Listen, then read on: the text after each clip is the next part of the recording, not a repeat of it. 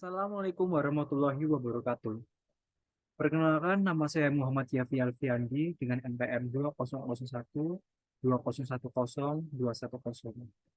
Di sini saya akan menjelaskan bagaimana tutorial untuk mengintip data ke SPSS dari hasil penelitian yang sudah saya lakukan yang berjudul yaitu pengaruh persepsi harga dan promosi digital marketing dalam keputusan pembelian pada penggunaan aplikasi Gigi Jiwa di Surabaya. Dalam penelitian ini saya menggunakan pendekatan yaitu dengan metode linear regresi berganda dengan dua variabel. Nah, yang bisa dilihat sekarang yaitu adalah data-data yang sudah saya input ke dalam SPSS saya. Nah, pertama-tama kita akan masuk pada bagian variable view. Nah, pada bagian variable view di sini, nama-nama di sini sudah tercantumkan yaitu X1.1, X1.2 dan lain-lainnya. Nah, untuk X1 di sini, variabel X1 ini saya beri nama dengan label nama yaitu persepsi harga. Sementara pada variabel X2, di sini saya memberikan nama yaitu dengan promosi digital marketing. Dan sementara untuk variabel Y-nya, saya beri nama dengan label nama yaitu keputusan pembelian. Nah, apa yang dimasukkan dari X1.1, X1.2, dan lain-lain? X1.1 ini adalah banyaknya pertanyaan ataupun pertanyaan-pertanyaan yang dimaksudkan untuk variabel X1, yaitu di mana pertanyaan-pertanyaan dari faktor-faktor yang menunjang ataupun memopong dari pertanyaan dari persepsi harga itu sendiri. Begitu juga sebaliknya dari X2 ataupun dari Y, karena di sini juga ditunjukkan dari X2.1, X2.2 dan X2.3, yaitu adalah total dari banyaknya pertanyaan yang dapat memopong dari pertanyaan mengenai X2, X2.1, X2.2 yaitu mengenai promosi digital marketing. Dan sementara pada variabel Y-nya ini hanya satu, karena pertanyaan yang saya buat di sini adalah hanya satu untuk variabel Y-nya, yaitu mengenai tentang keputusan pembelian. Ketika semua data sudah diinput di sini, dan semua settingan sudah dibuat seperti ini, pada bagian data view, pada bagian kolom kolom pada bagian paling atas, di sini akan langsung terotomatiskan dan tercantum nama-nama dari variabel yang sudah kita buat tadi. Nah, angka-angka yang sudah masuk di sini adalah angka-angka yang sudah kalau kita kelola ataupun saya sudah kelola dari Microsoft Excel. Yang di sini saya akan memperlihatkan angka-angka yang sudah diinput dari Google Sheet yang masuk ke Google yang sudah masuk ke bagian Microsoft Excel.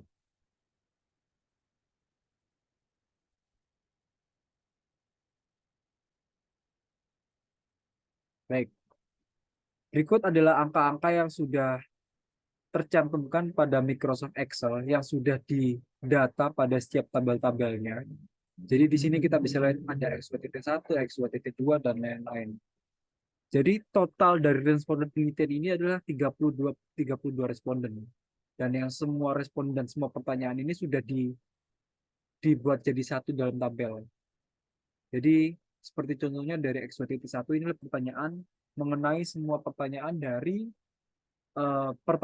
variabel X2.1 yaitu adalah pertanyaan mengenai promosi digital marketing.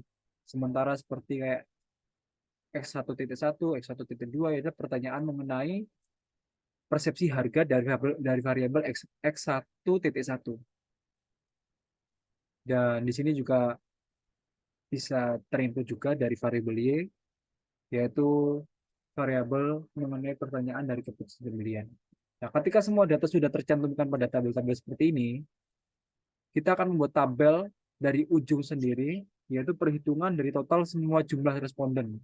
Jadi dari X1, X2 ini semua ditotal semua, yang akan totalnya ini akan dijumlahkan pada bagian tabel ataupun kolom ini. Setelah jumlah-jumlah sudah dihasilkan di sini, nah jumlah ini yang akan kita input ke dalam bagian aplikasi SPSS. Lanjut kita akan balik pada bagian aplikasi SPSS.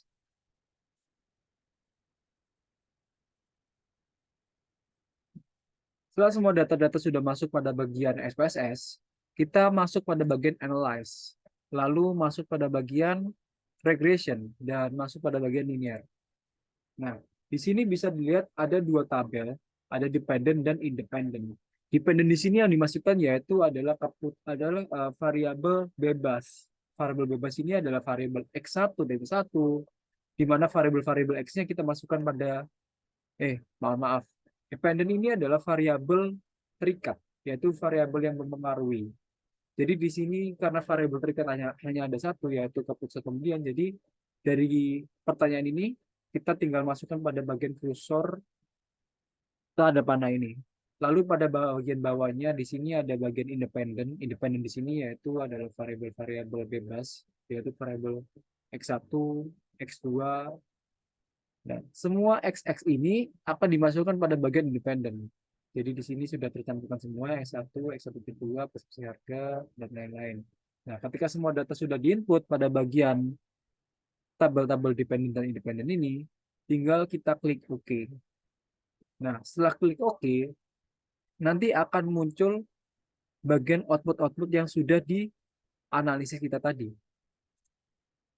Nah, hasil-hasil dari yang sudah kita masukkan akan memunculkan atau menghasilkan output-output seperti ini. Dan di sini saya akan menjelaskan beberapa dari output yang sudah dihasilkan di sini. Yang pertama yaitu variabel enter or remove.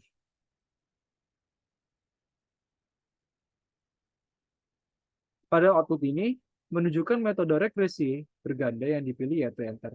Dengan pemilihan metode memungkinkan untuk menentukan bagaimana variabel bebas dimasukkan untuk dianalisis. Lanjut pada modul summary. Dari tabel modul summary di atas, dijelaskan besarnya nilai korelasi ataupun hubungan R sebesar 0,844 dan dari output tersebut diperoleh koefisien determinan R-square sebesar 0,712 yang mengandung pengertian bahwa pengaruh variabel bebas terhadap variabel terikat adalah sebesar 71,2%. Dan berdasarkan output juga di atas ini, diketahui nilai R-square ini sebesar 0,844. Hal ini mengandung arti bahwa pengaruh variabel X1 dan X2 secara simultan terhadap variabel Y sebesar 84,4%. Lanjut pada bagian output ANOVA, diketahui bahwa nilai F dihitung sebesar yaitu 34.527 dengan tingkat signifikansi 0,01 kurang dari 0,05. Maka modul regresi dapat dipakai atau ada pengaruh untuk memprediksi variabel persepsi harga X1 digital marketing X2 terhadap variabel keputusan pembelian Y. Nah, perlu kita ketahui sebelumnya bahwa jika nilai signifikansi kurang dari 0,5, artinya variabel X berpengaruh terhadap variabel Y. Dan juga sebaliknya, jika lebih dari 0,5, artinya variabel tidak berpengaruh pada variabel Y. Yang terakhir yaitu output dari koefisien. Dari tabel ini dijelaskan nilai signifikansi variabel X1 0,553 kurang dari 0,05. Maka berkesimpulan variabel X1 tidak berpengaruh signifikan terhadap variabel Y. Begitu juga pada nilai signifikansi variabel X2 0,095 yang dapat disimpulkan yaitu variabel X2 tidak berpengaruh signifikan terhadap variabel Y. Nah, beberapa output sudah jelaskan, maka masuk pada bagian chart. Nah, chart di sini dijelaskan terdapat ada histogram, plot of regression standard of residual, dan scatter plot. Nah, pada bagian histogram di sini dijelaskan bisa dilihat semakin rendah dan rendahnya ini memiliki data yang diinput memiliki nilai yang rendah. Tetapi sebaran data ini masih terbilang data yang masih normal.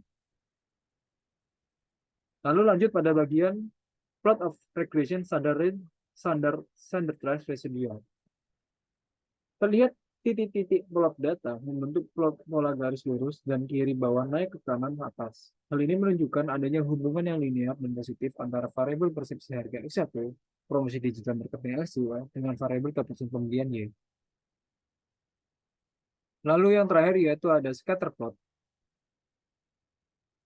Terlihat titik-titik plot data membentuk pola garis lurus dari kanan bawah naik ke kiri atas. Yang dapat disimpulkan yaitu memiliki hubungan yang negatif. Sekian penjelasan dari saya. Kurang lebih yang mohon maaf. Wassalamualaikum warahmatullahi wabarakatuh.